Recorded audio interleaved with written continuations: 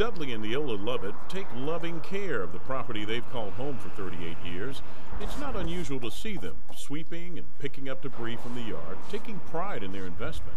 Married almost 50 years now, the Lovetts are 73 and 72 years old respectively, and they've worked all their lives to own this house and land on 3524 West Capitol Street. Ask either one if they plan to move, and their answer is an emphatic no.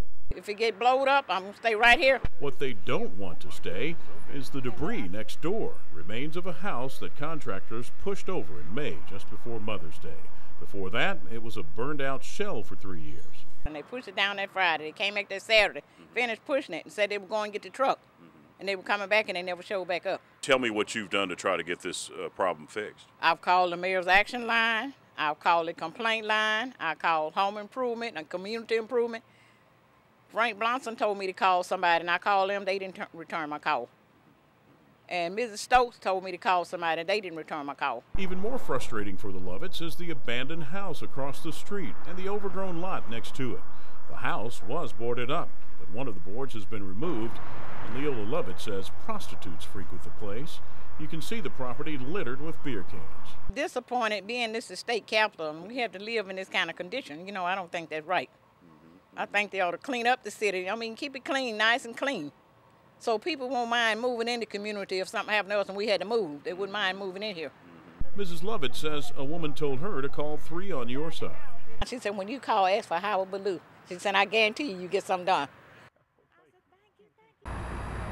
They look like ordinary dumpsters to you and me, but they are dreams come true for Dudley and Leola Lovett. It's a joy. It is a joy. It is a joy. My eyes won't get too much sore now. Have not look at that eye sore over there.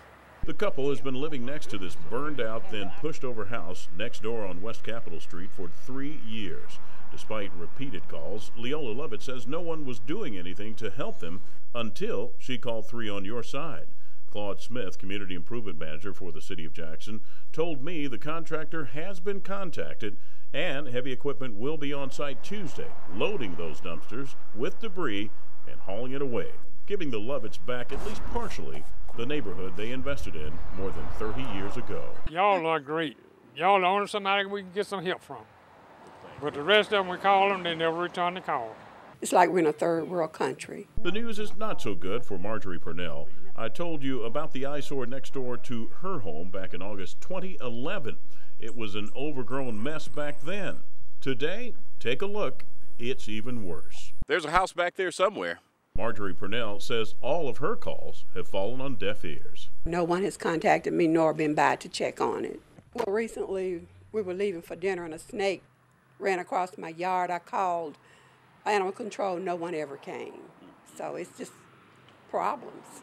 I wish Mr. Priester would help me if he can, and Mr. Lumumba, who was my former council person.